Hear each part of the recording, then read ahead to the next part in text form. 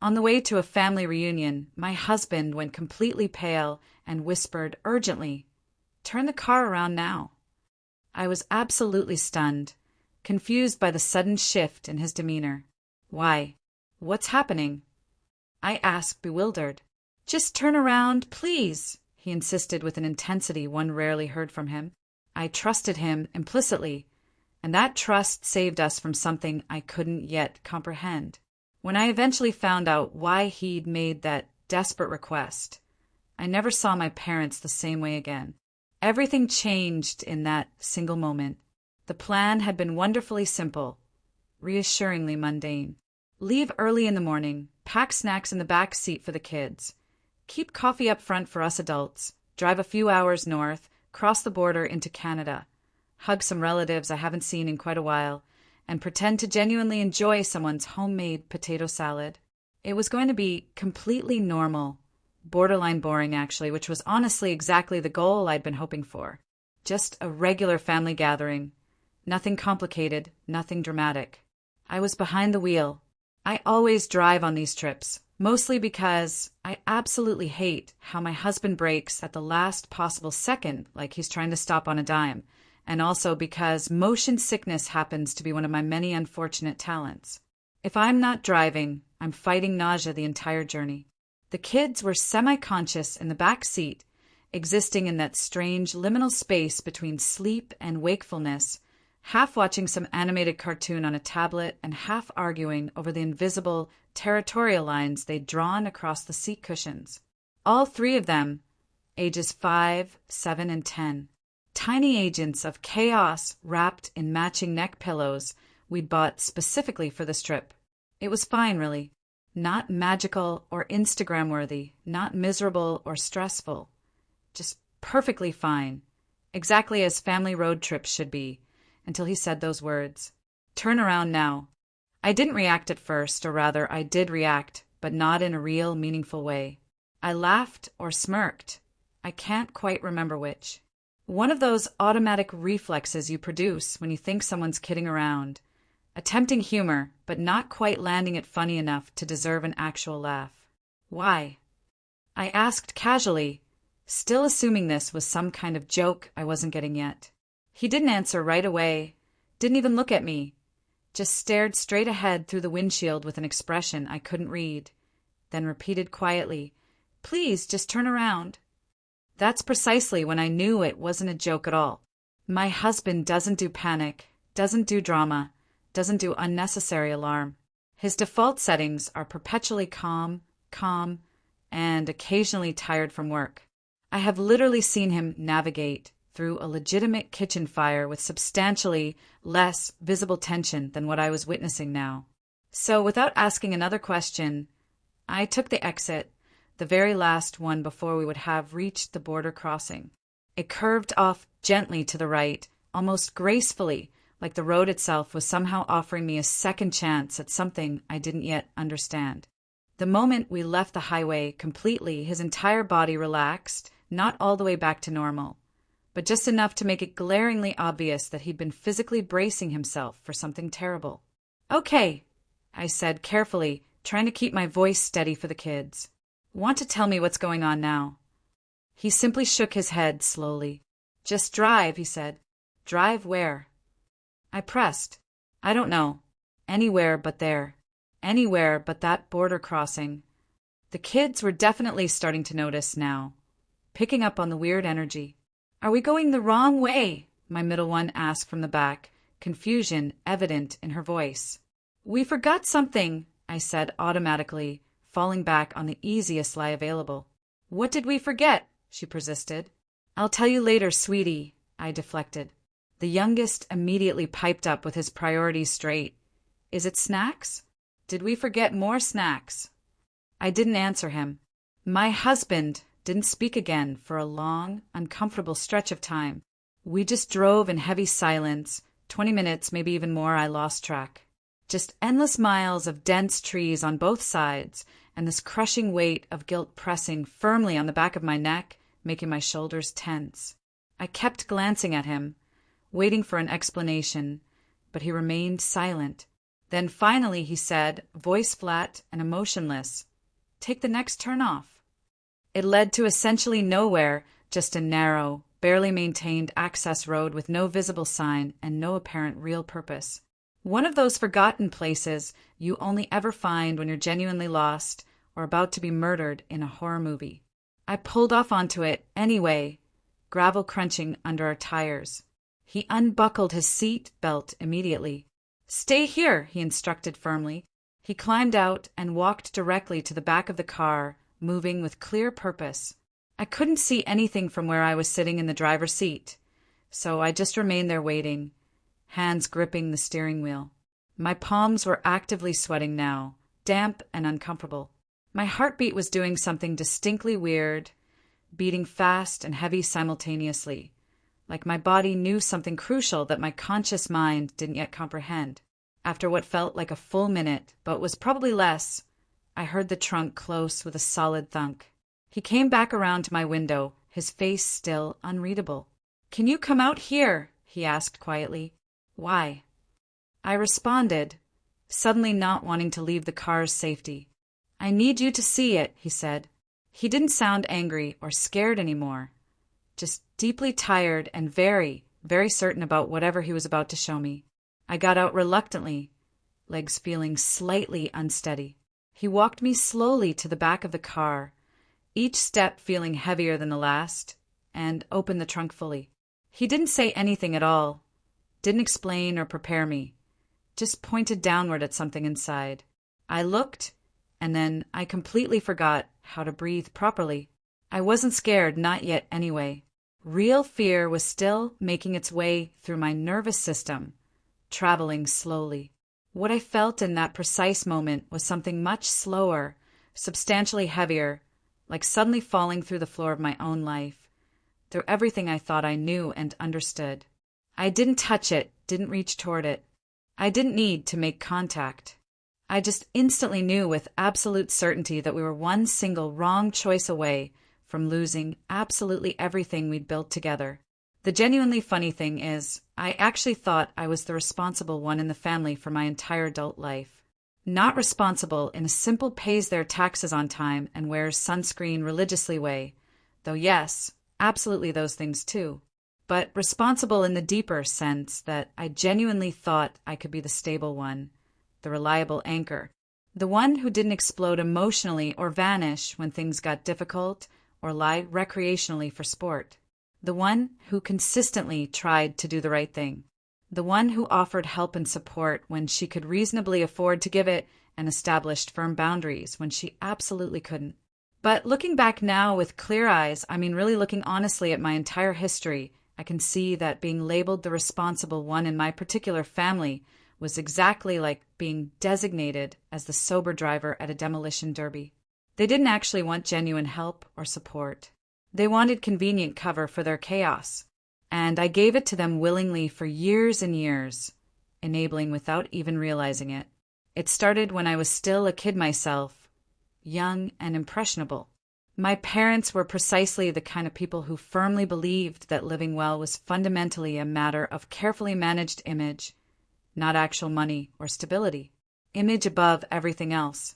If you look successful from the outside, if you seem generous to neighbors and friends, if your Christmas lights are hung perfectly straight and your refrigerator is stocked with 5 different kinds of mustard, then that automatically meant you were doing okay in life.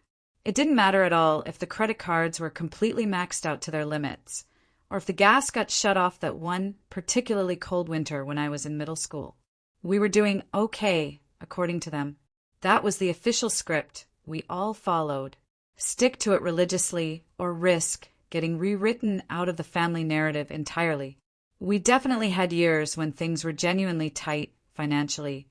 Years I remember quite clearly. I have distinct memories of eating cereal for dinner multiple nights in a row and watching one parent or the other suddenly claim to be working late most nights, which I only later realized as an adult was actually code for, "We don't want you kids to know we can't afford to put proper food on the table right now." But we also had surprising years where they were unexpectedly flush with cash, seemingly out of nowhere. Suddenly there'd be a new car in the driveway, a new flat-screen TV mounted in the living room, new expensive patio furniture that no one actually ever used for its intended purpose. The money came and went like unpredictable weather patterns, arriving in sudden bursts and disappearing just as quickly. What never changed through any of it was the constant spending, the need to appear successful regardless of actual circumstances.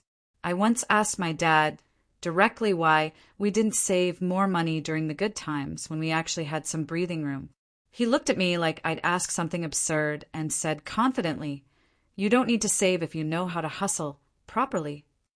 I was 8 years old when he told me this, far too young to understand what a terrible financial philosophy that actually was. My sister inherited all of this destructive pattern completely. The hustle mentality, the superficial shine, the powerful gravitational pull of someone who can effortlessly light up any room while simultaneously quietly unplugging your self-respect and sense of reality. She was unquestionably the favorite child. That wasn't even a secret in our household. Not even an ugly, hidden truth that we pretended didn't exist. Just an obvious fact that everyone acknowledged. They genuinely liked her more than me. They understood her on some fundamental level. She was like them in every important way. I wasn't anything like them. I was boring by their standards, too practical, too careful.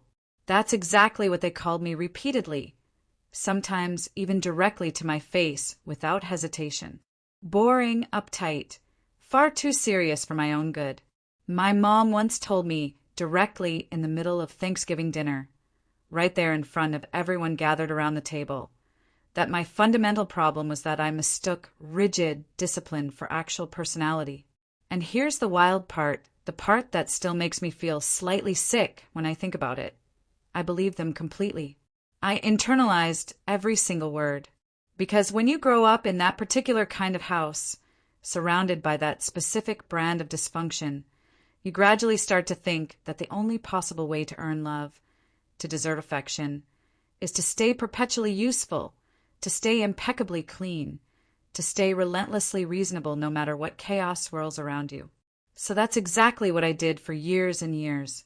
I became the responsible one by default, by necessity, by choice that didn't really feel like a choice. They'd call me whenever they needed help navigating complicated insurance claims or confusing school applications for my sister's kids, or when my sister inevitably lost another job and someone needed to bridge the financial gap until she figured things out. I gave what I could reasonably afford. Not too much, never everything, just enough to keep things from completely falling apart. Just enough to not be labeled the bad guy in the family narrative, even when they made it hurt emotionally, even when they deliberately framed every single no. I gave as pure selfishness and betrayal. Still I gave because they were my parents, because it genuinely felt easier and safer than facing the alternative of cutting them off entirely. Then the ask changed dramatically. This happened maybe 4 months before the planned trip, back in early summer. My sister's son, my nephew, who I genuinely cared about, was struggling significantly in school. He was being bullied relentlessly, they told me, not fitting in socially, increasingly anxious about attending class, emotionally withdrawn from everyone. They'd had him professionally evaluated by a child psychologist, and apparently some therapist had recommended placing him in a smaller, more supportive environment. There was a particular private school they'd discovered and researched, very exclusive in its admissions, very expensive in its tuition, and in their carefully chosen words, absolutely life-changing for kids like him. They couldn't afford it themselves, obviously, that much was clear from the start, but they'd somehow managed to get him conditionally accepted if they could put down a substantial deposit by a certain deadline.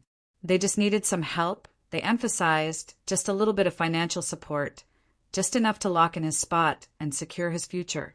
They'd pay me back eventually, of course. They promised that multiple times. My stomach sank immediately the moment those words came out of their mouths during that phone call.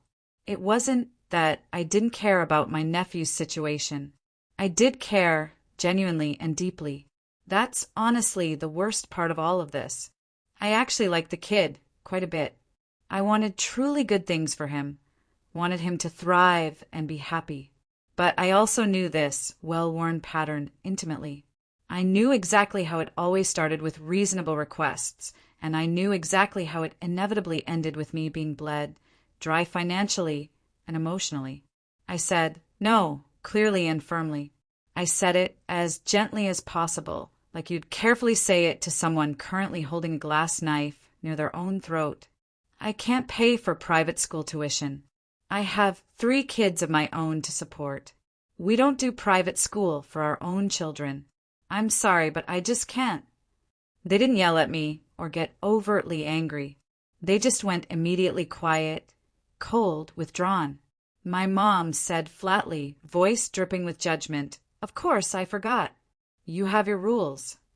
Her tone made rules sound like a character flaw, like evidence of my fundamental inadequacy as a daughter. And then we simply didn't speak for quite a while after that conversation, weeks passing in uncomfortable silence until the reunion invitation came up several weeks later. Suddenly, completely out of nowhere, everything was cheerful again, like nothing had ever happened. They were absolutely thrilled to see us, they said warmly. They'd figured things out on their own, they assured me. The school situation, the reunion plans, the long drive north, everything. It was all working out perfectly now. I didn't ask how they'd solved their financial problems. I deliberately told myself it wasn't my business to know or question. Then they asked casually if we'd be willing to take an extra bag in our car for the trip. Their car was apparently too full already, and we had the larger SUV with plenty of space. Sure, I said without hesitation. Just let me know what you need. That conversation happened just a few days before the scheduled trip. Then, on the actual morning we were leaving, as we were actively packing up our vehicle in their driveway, my dad walked over and handed me a red duffel bag. "Won't fit in ours," he said simply, almost apologetically. "Just this one bag." I took it without thinking twice, without any suspicion whatsoever. Just casually tossed it in with our own luggage and the kids' backpacks and a large cooler full of juice boxes and snacks. Didn't even unzip it to check the contents. Didn't wonder why they seemed so unusually relaxed all of a sudden, so at peace. Didn't stop to ask the obvious question. Why were the people who were supposedly struggling desperately to pay for school, groceries, and gas, the same people who had guilt-tripped me mercilessly for not helping financially, suddenly acting completely fine about everything? They smiled broadly as we slowly backed out of the driveway, waved enthusiastically like they didn't have a single care in the entire world. And I distinctly remember thinking, just for a fleeting second, weird, they seem really happy for once. I didn't think much of it at the time, though. Didn't let it linger in my mind. Just another bag to transport. Just another family trip. Just another complicated family mess I didn't particularly want to get dragged into deeper. Maybe I should have asked more probing questions. Maybe I was too naive, too trusting, too eager to believe everything was actually okay. He didn't sound angry or scared when he asked me to come look. Just deeply tired and very, very sure about what he'd discovered. I need you to see it, he said quietly.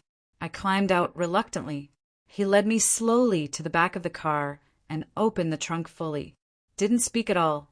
Just carefully unzipped the red duffel bag and folded back a sweatshirt that had been placed on top. And that's precisely when everything stopped, when time itself seemed to freeze. Inside, wedged in tightly between innocent clothes, stuffed carelessly into what looked like a child's toiletry bag, sealed in clear plastic packaging, were packets. Multiple packets. Not just one. Not hidden especially well or cleverly. Just sitting there under layers that wouldn't have fooled anyone doing their job properly for more than 5 seconds at a border crossing. I stared at them, not fully understanding what I was seeing at first, then fully understanding everything all at once with horrible clarity. Not medicine, not vitamins, not anything with a legitimate purpose that didn't include handcuffs, expensive lawyers, criminal trials, or devastating headlines that would destroy our lives forever. I didn't speak immediately. I couldn't form words. Every single muscle in my chest locked up tight. It felt exactly like drowning in terrible slow motion, like watching yourself sink. He didn't say, "Look what they did to us." He didn't say, "This is exactly what I thought it might be." He just silently zipped the bag, closed again, carefully, and let the heavy silence finish the sentence for him. Let the implications sink in fully. I took an instinctive step back from the car. The gravel crunched loudly under my shoes like it was happening somewhere else entirely, like it wasn't connected to anything real or present. "They put that in our car," I finally managed to say, my voice coming out thin and strange. "They put that in our car." He nodded slowly, confirming what we both knew. "With the kids in the back seat," I added, my voice breaking slightly. Another slow nod from him. I looked up at the sky for some inexplicable reason, needing to see something normal. It was still perfectly blue, cloudless. It still looked like a beautiful, good day for a family trip. I hated that so much. It felt fundamentally wrong, like the sky hadn't gotten the memo about what was actually happening, about how our lives had just changed forever. "How did you know?" I asked him, genuinely confused about his instinct. He didn't answer right away, clearly thinking carefully. Just stared at the closed trunk like it might still be open underneath, like he could still see inside. "When they gave us the bag," he said eventually, slowly. Something in their eyes, the way they smiled at us like it was already done, like they were absolutely sure it would work without any problems.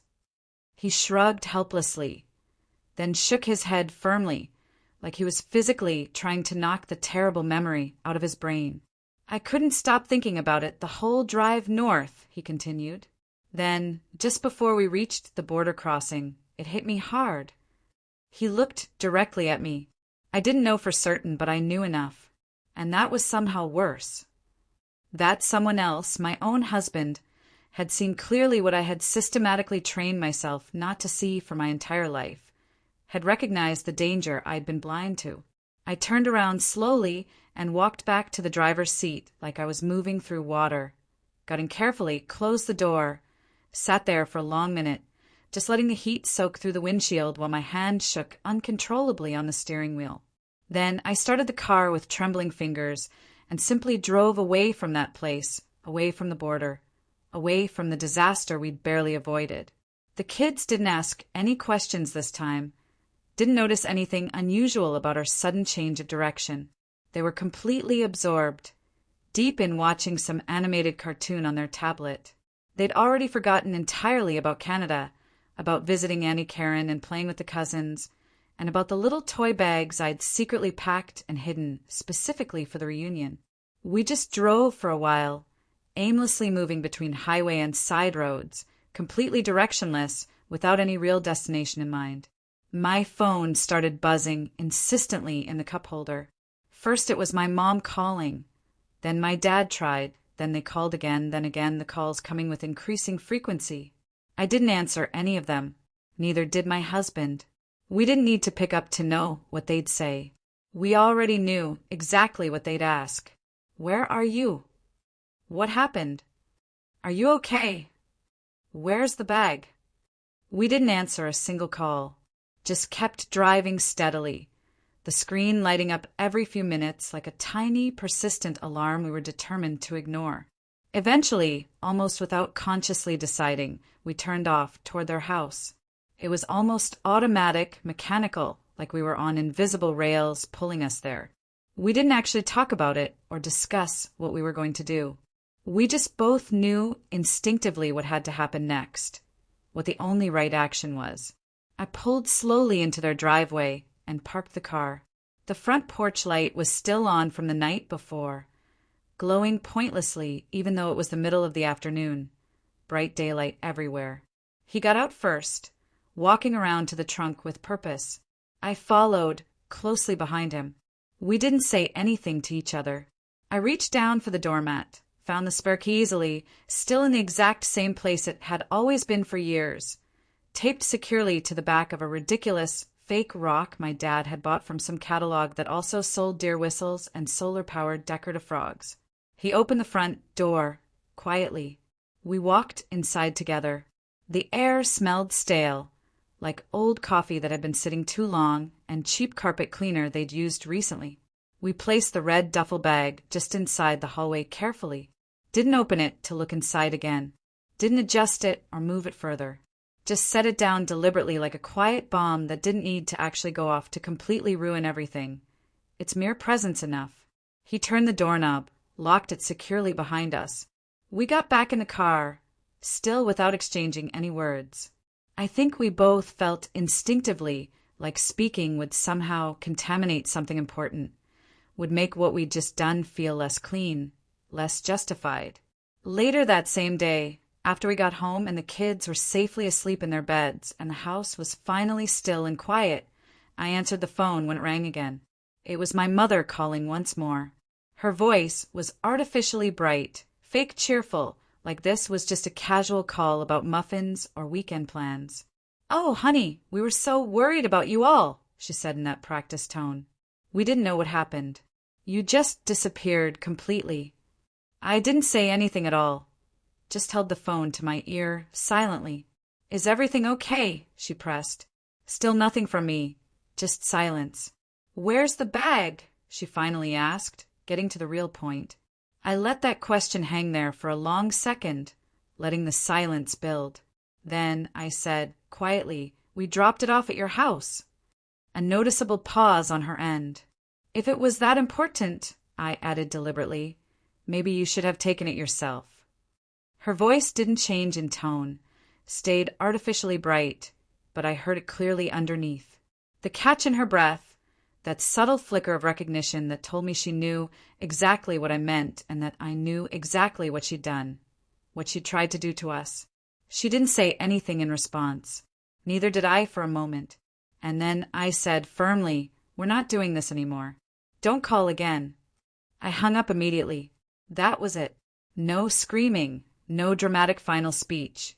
Just a clear line drawn firmly in the sand and a door shut definitively.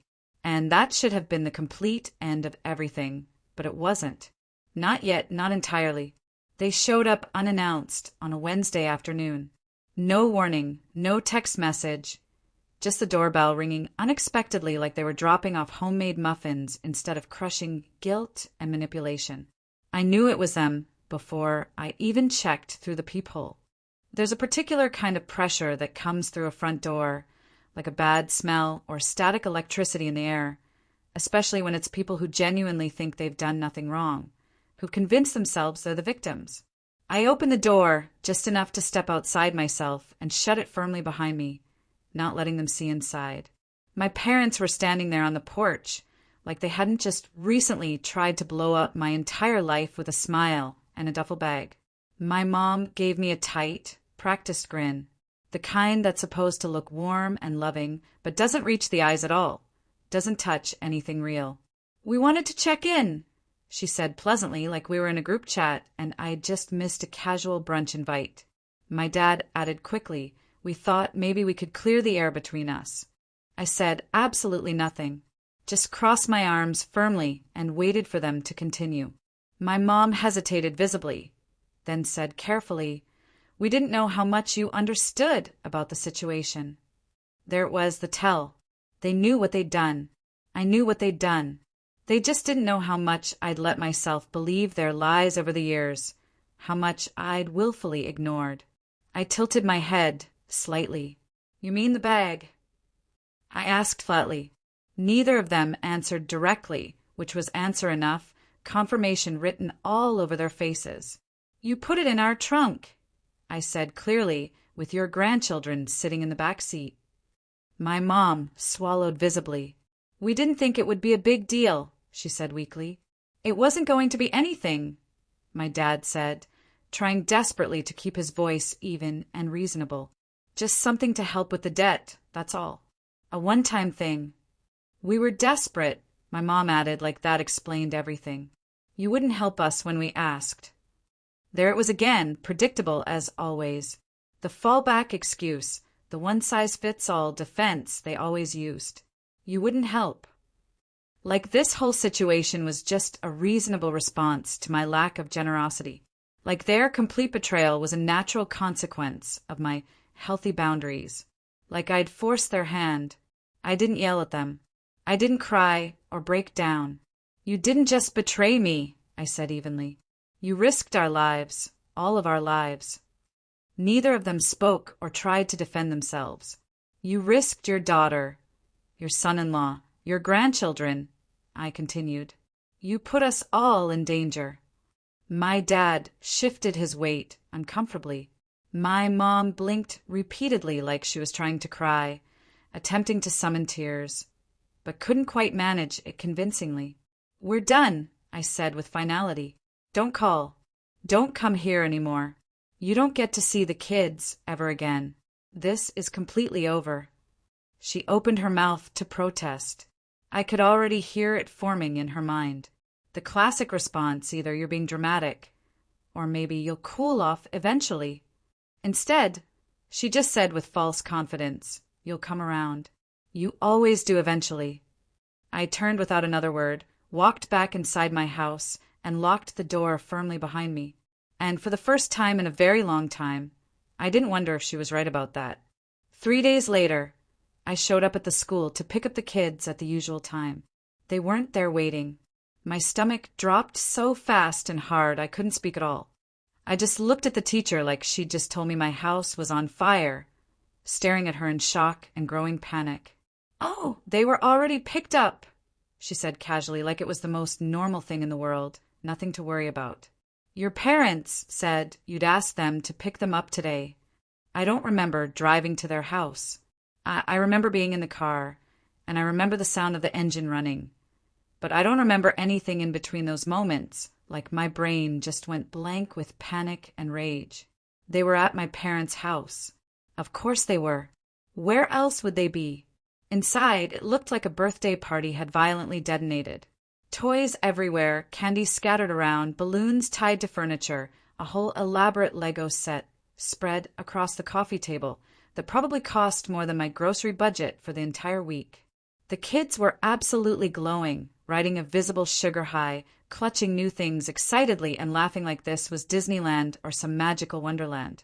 My parents were acting like this was all completely fine, perfectly normal. My mom was casually slicing cake in the kitchen. My dad was down on the floor, building something electronic that beeped and flashed lights. It was utterly surreal, like walking into some parallel universe where they were suddenly the kind of grandparents who cared more about giving than taking, more about love than manipulation. Only they weren't those people. And this wasn't genuine love. This was calculated strategy, emotional bribery, weaponized affection designed to undermine me. They'd never spoiled the kids before, not like this. Not ever, not even close. But suddenly, immediately after we cut them off completely, suddenly there's Santa Claus with a debit card and unlimited generosity. I stood there for a long second, trying desperately to remember what it felt like to give someone the benefit of the doubt, to assume good intentions. I couldn't find that feeling anywhere inside me. We're leaving, I said firmly. The kids whined immediately in protest. But why? They asked, confused and disappointed. Grandma said we could stay longer, one added. We're leaving now, I repeated, my voice leaving no room for negotiation. They didn't understand my urgency. Of course they didn't. How could they possibly? They were being told yes by people who'd spent their entire lives saying no to everyone, especially to me. And they liked it, enjoyed the attention and gifts. It was easy to like, simple to accept without question. Can we keep the toys? One of them asked hopefully, clutching a large stuffed bear like it held all the answers to life. I hesitated, just for a second, torn. Then I said yes, because taking the toys away forcibly would make me the villain in their eyes. And I wasn't giving my parents that particular win, wasn't going to let them paint me as the cruel one. As we headed toward the door, my mom called after me, her voice sing-songy and artificially soft. They'll come back to us. They always do. She said it like it was an established fact. She said it like a solemn promise. She said it like she still genuinely thought she could win this battle, could manipulate her way back into our lives. That night, I didn't wait for some magical sign or emotional breakdown to tell me what to do. I just sat down on the edge of the bed, looked directly at my husband, and said, clearly, we have to leave. Leave this state. He didn't ask why or question my reasoning. He didn't need to, he understood completely. I don't want them anywhere near the kids, I continued. Not at school, not at the grocery store, not down the block, pretending to be harmless grandparents. He nodded slowly, deliberately, like he'd already been halfway to the same place mentally, already considering this option. You mentioned North Carolina before, I said, remembering past conversations. Your company has an office there. Your parents live there too. I wasn't ready then to move that far. I am now. He nodded again, more firmly this time. The transfer is still on the table, he confirmed. Good, I said decisively. Let's take it. Let's go. No drama, no hesitation. Just a quiet but firm decision to burn the bridge completely and never look back. Never second-guess ourselves. I didn't need revenge against them. I needed distance, substantial physical distance, and a clean start somewhere they couldn't possibly reach us or manipulate us. Fast forward a few months later, and we were settled in North Carolina. The mountains were absolutely beautiful, breathtaking. The air smelled like pine trees and fresh starts like possibility. The kids were enrolled in new schools, adjusting well. His parents, who were warm, grounded, and completely drama-free, lived only 20 minutes away and actually wanted to help us in genuine ways without strings attached. We didn't tell anyone where we went. We blocked numbers systematically, disappeared completely, and not in the dramatic, storming off to find herself kind of way. In the we deserve peace kind of way, the healthy kind of disappearance. One day, several weeks after the move, my phone rang from an unknown number. I let it go straight to voicemail, didn't answer. Later, when I was ready, I listened cautiously. It was a cousin, when I barely spoke to anymore. Hey, your mom says she doesn't know where you are. She's really upset about it, the message said. You just cut off contact, completely. I don't know what's going on between you all, but family matters. Family is important. I deleted the message immediately, didn't call back, didn't explain myself or justify my choices. Because by then, the only thing I cared about was this simple truth. We were safe. We were free. We didn't just disappear. We escaped, and that's entirely different. It was about 6 months later when things took another turn. New state, new school, new comfortable routines established. I'd almost gotten used to not checking my phone with dread every morning. The quiet wasn't comfortable, yet exactly, but it was no longer terrifying or suffocating, just still and peaceful. And then I got an email from my sister. Subject line, emergency, please read. I stared at it for a long while, the words blurring slightly. I thought about deleting it completely unread. I thought about marking it as spam and never thinking about it again. Instead, against my better judgment, I opened it. It was long, frantic, poorly punctuated, the words tumbling over each other. The gist of it, our parents had been arrested again.